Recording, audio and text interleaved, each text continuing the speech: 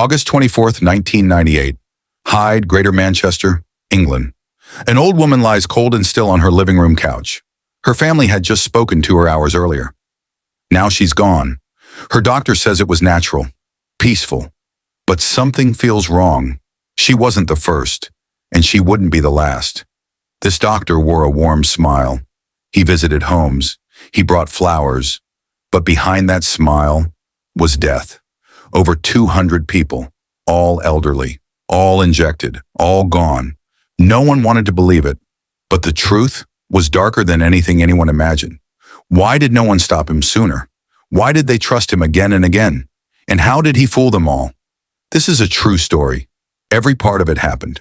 Subscribe now to Unbelievable True Story and watch until the very end. It was a quiet morning. Birds chirped. The sky was calm. Hyde, a small town in England, was just waking up. Kathleen Grundy, 81, was dressed in her favorite blue blouse. She smiled as she opened the door for her doctor. He had come to check on her. He always did. His name was Dr. Harold Shipman. He was kind. He was polite. He had taken care of her for years. He asked her how she was feeling. She said, "Fine, thank you." He gave her a small injection. "Just something for energy," he said. "Just routine." A few hours later, she was dead. Her daughter Angela called that afternoon. There was no answer. She thought, maybe Mom is out walking. But Kathleen wasn't walking. She wasn't in the garden. She was lying on her couch, still, cold, her skin pale, her hands folded neatly. Dr. Shipman came back. He looked calm. He said, "It was a stroke." She went peacefully. He signed the death certificate himself. No autopsy, no police, no questions. He said there was no need. Everyone believed him. Everyone except Angela. Angela was a lawyer, smart, careful. She knew her mother. Her mother had no illness. She was active, bright, healthy. Why would she die so suddenly? Why was there no post-mortem? Why was there a will, giving everything to Dr. Shipman? The will was typed. It said Kathleen wanted Shipman to have all her money, but the signature looked strange. Kathleen always wrote her full name. This one just said Kath. Angela's heart dropped. This wasn't just strange. This was wrong. Very wrong. She called the police. They opened a case, quietly. They didn't want Shipman to know they were watching, but what they would find was unimaginable. This was not the first death, and it would not be the last, because Dr. Harold Shipman wasn't just a doctor, he was a killer. His name was Harold Frederick Shipman. People called him Dr. Shipman, but in Hyde, many just called him Fred. He was friendly, always smiling. He made house calls when other doctors wouldn't. He shook hands, remembered birthdays, and held the hands of the dying. To most people, he was the perfect doctor. He was born in Nottingham, England, on January 14, 1946. He was quiet as a child, smart, shy, kept to himself. But there was one person he loved more than anyone, his mother Vera. She was his world. When Harold was just 17, he watched her die slowly from cancer. He sat by her side. Day after day, he watched her in pain, until a doctor gave her morphine to ease her suffering. He saw her change. She calmed down. She smiled. She was peaceful. Then she died. That moment stayed in him.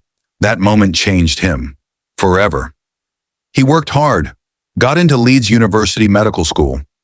He was smart, one of the best students in his class. In 1974, he became a general practitioner in Todmorden, a small town in West Yorkshire. But just 3 years later, he was caught forging prescriptions.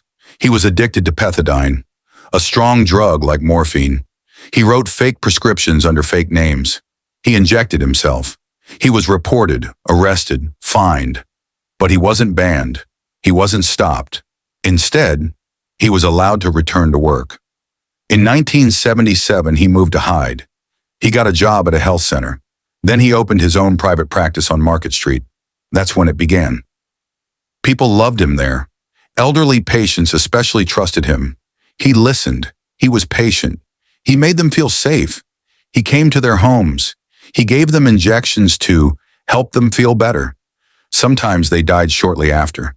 He'd say it was just their time. He would sign the death certificate himself. No questions, no doubts.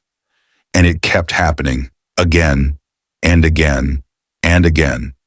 But no one looked closely. Why would they? He was Dr. Shipman, and everyone trusted Dr. Shipman. Hyde was a peaceful town. People smiled at the bakery. They waved at neighbors. Most people had lived there their whole lives.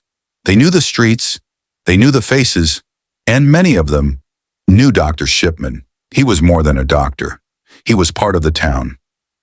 But something strange was happening. People were dying. Not just anyone. Old women, old men, grandparents, widows, war survivors, people who had been healthy just a few days earlier. They would feel tired, call the doctor, he'd visit, give them something to help them rest. And by morning, they were gone. Their families were sad, but they didn't ask questions. They said, she was 82. He was old. It must have been his heart. And Dr. Shipman would nod softly. He'd say, yes, it was peaceful. He'd give them a death certificate. He'd even help arrange the funeral. And so the town mourned, one after another, tear after tear, coffin after coffin. But one nurse noticed. Her name was Debbie Massey. She worked at the funeral home, and she kept seeing the same thing. Dr. Shipman's patients, all dead at home, no struggle, no sign of sickness, no hospital visit, and always no autopsy. Debbie told her boss, Alan Massey, it doesn't feel right. Alan started writing down the names, one after another. It was too many deaths, too many quiet funerals, too many with the same doctor. Still, no one called the police. Who would suspect a doctor? Especially not this doctor. He was kind, gentle, helpful. He'd even cry with grieving families. Years passed, more deaths followed. People began whispering, but no one spoke loudly. Because in Hyde, Dr. Shipman was trusted. Until the day Kathleen Grundy died. That was the final piece. Her daughter Angela didn't stay quiet. She called the police. And soon, they would begin to see what Hyde never wanted to believe. Dr. Shipman wasn't helping his patients die peacefully. He was making sure they did. It was August 1998, just days after Kathleen Grundy had died. Her daughter, Angela Woodruff, sat at her desk. She was a lawyer, smart, sharp, careful. She knew her mother. Kathleen was 81, but still full of life. She volunteered. She walked daily. She never missed church. She was not dying. She had no illness. So why was she dead? Angela received a strange letter. It said her mother had changed her will. The letter came from Dr. Shipman. Inside the envelope was a typed will. It said Kathleen had left everything to him. Her house, her money, her possessions. Over 386,000 pounds. Angela's hands shook. She stared at the signature. It didn't say Kathleen Grundy. It just said Kath. That wasn't right. Her mother always signed her full name, especially on legal documents, and something else. The will was typed. Kathleen always handwrote her legal papers. Angela knew that. She had helped draft the original. Something was wrong, very wrong. Angela took the will to the police. She told them, "My mother would never do this. This is fake." And for the first time, the police began to listen. They opened a quiet investigation. They spoke to the coroner. They looked into Kathleen's death certificate. It had been signed by Dr. Shipman. Cause of death, old age, natural causes. But there had been no autopsy, no second opinion, just Shipman's word. And now he was set to receive her fortune. It didn't feel like a coincidence. The police asked Angela for permission. They wanted to exhume Kathleen's body. Angela agreed. And on August 1st, 1998, Kathleen's coffin was pulled from the ground. She had been buried just 2 months earlier. Forensic experts examined her body. What they found changed everything. Her body was full of morphine, enough to kill her. Not something she took by mistake, not something she would have gotten from any pharmacy. It had been injected. And there was only one person who had visited her that day. Only one man who could have given her that drug. Dr. Harold Shipman. The kind, trusted doctor was now a murder suspect, and police had only just begun to dig. After Kathleen Grundy's body was exhumed, everything changed. The morphine in her system was clear. This was murder, and now the police had a terrifying question. Was she the only one? They opened Operation Granada, a secret investigation into Dr. Harold Shipman. They pulled death certificates he had signed. They made a list.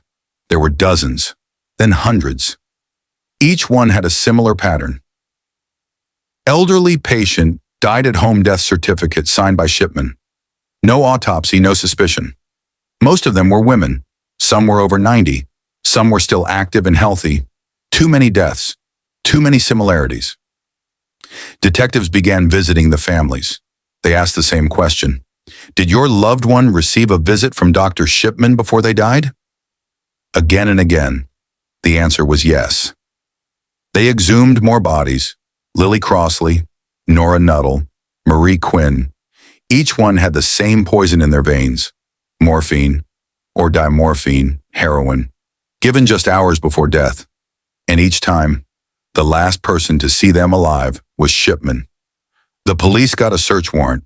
They went to his office. Inside, they found medical records, changed by hand. He had backdated notes, making patients look sick when they weren't. He wrote lies, said they had chest pain, breathing trouble, diabetes, anything to make their death seem normal. But the truth was far from normal. The truth was evil. They found his typewriter. They tested it. The fake will from Kathleen Grundy, typed on that very machine. They had him. Police arrested Harold Shipman on September 7, 1998, at his home in Hyde. Neighbors were stunned. People cried. Some still refused to believe it. How could Dr. Shipman hurt anyone, they asked. But behind his smile, behind his soft voice, was a man hiding something unthinkable. And now, the world was about to learn just how many lives he had taken. October 5th, 1999. The doors to the courtroom opened. Cameras flashed. Reporters whispered. People stood in silence as Dr. Harold Shipman walked in, wearing a suit, glasses, and his usual calm face. But behind those glasses was a man accused of being Britain's most deadly serial killer. The charges were clear: 15 counts of murder, 1 count of forgery. Each victim had a name, a face, a grieving family, and one thing in common: they all died under Shipman's care. The courtroom was cold. Each day a new name was read aloud. Kathleen Grundy, Irene Turner, Bianca Pomfret, Nora Nuttall, Marie West, and 10 more. Witnesses came forward. Daughters, sons, neighbors, nurses. They told stories of loved ones. Healthy one day, gone the next. They remembered Shipman's words. She passed peacefully. There's no need for an autopsy. She was ready. But now, those words sounded different. They sounded like a mask. The prosecution was firm. They said Shipman used dimorphine, a powerful opioid, to kill his patients quickly and silently. He would visit their homes, give an injection, say it was routine, then watch them die. Then he would sign the death certificate himself, tell families it was natural, alter medical records, and in Kathleen Grundy's case, forge a will for money. In the courtroom, Angela Woodruff spoke. She told the jury about the fake will. Her voice shook, but her eyes stayed sharp. My mother didn't write that. He did. And the forensics backed her up. Her mother's fingerprints weren't on the paper, but Harold Shipman's typewriter had typed it, and her body was filled with morphine. Then came the expert witnesses, pathologists, pharmacists, computer analysts. They showed his records were altered. His patients weren't sick. The drugs were never recorded properly. No other doctor signed more death certificates than him, by far. The jury sat in silence. They listened to every name, every dose, every lie. Harold Shipman never confessed. He sat still, quiet, cold. He showed no guilt, no sadness, no fear. On January 31st, 2000, The verdict was read, guilty on all 15 murder charges and forgery. The judge called him a doctor who used his position not to save life, but to end it. He was sentenced to life in prison. But that was not the end, because what came next was far worse. The police kept looking. The government launched an inquiry. They didn't find 15 deaths. They found hundreds. The courtroom was closed. Harold Shipman was behind bars. But the story was not over, not even close, because the police and the public still had one question. How many? Was it just the 15, or were there more? Much more. The UK government launched the Shipman inquiry, a full-scale national investigation, led by Dame Janet Smith, a High Court judge. Her team combed through every record Shipman had ever touched. They interviewed hundreds of families, reviewed thousands of death certificates, studied prescriptions, visit logs, pharmacy records, and burial reports. Each case followed the same pattern. A sudden death, no hospital visit, no warning. Shipman signs the death certificate. Often morphine in the system and no questions asked. The deeper they looked, the darker it got. Victims as young as 41. Some died just minutes after Shipman arrived. Others were killed in the middle of the day, right in their homes with family just downstairs. He didn't just kill, he did it with ease, with confidence, with no remorse. In the quiet town of Hyde, families waited. They feared the phone call, and for many, it came. The police would say, "We believe your mother, your father, your grandmother was murdered." The final report came in 2002. Dame Janet Smith's words shook the nation. "We believe Harold Shipman unlawfully killed at least 215 people. 215 confirmed, but the true number could be as high as 250. Some estimates say over 400. It made Shipman the most prolific serial killer in modern history, worse than any monster people had read about in books. Because this wasn't fiction. This was real. And he had worn a white coat. He had smiled. He had called himself Doctor. The town of Hyde fell silent. There were mass memorials, grief counseling, laws changed, medical systems were overhauled, all because one man abused trust like no one ever had.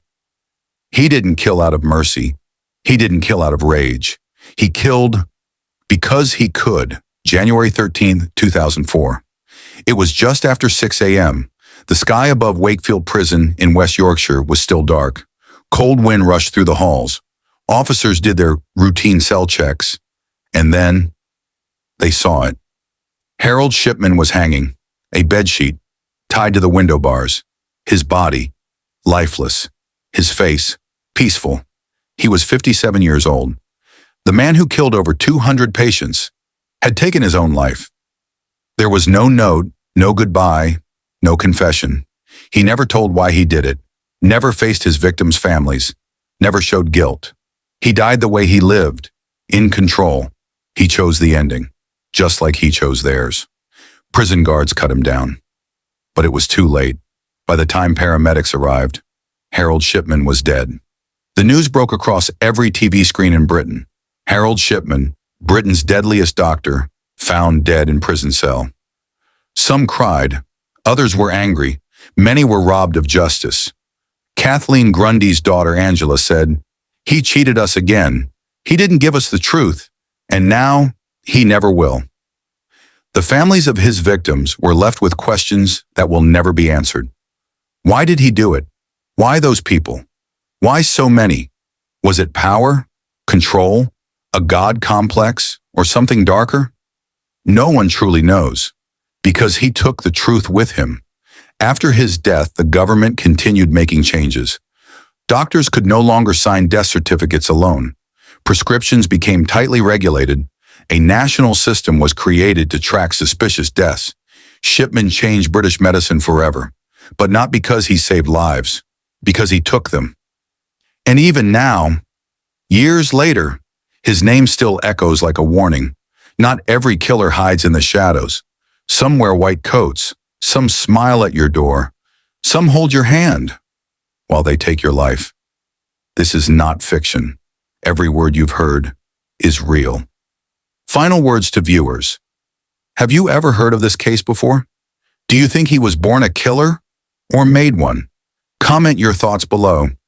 And if real-life horrors like this leave you breathless, subscribe now to An Unbelievable True Story, because next week's mystery might be even darker.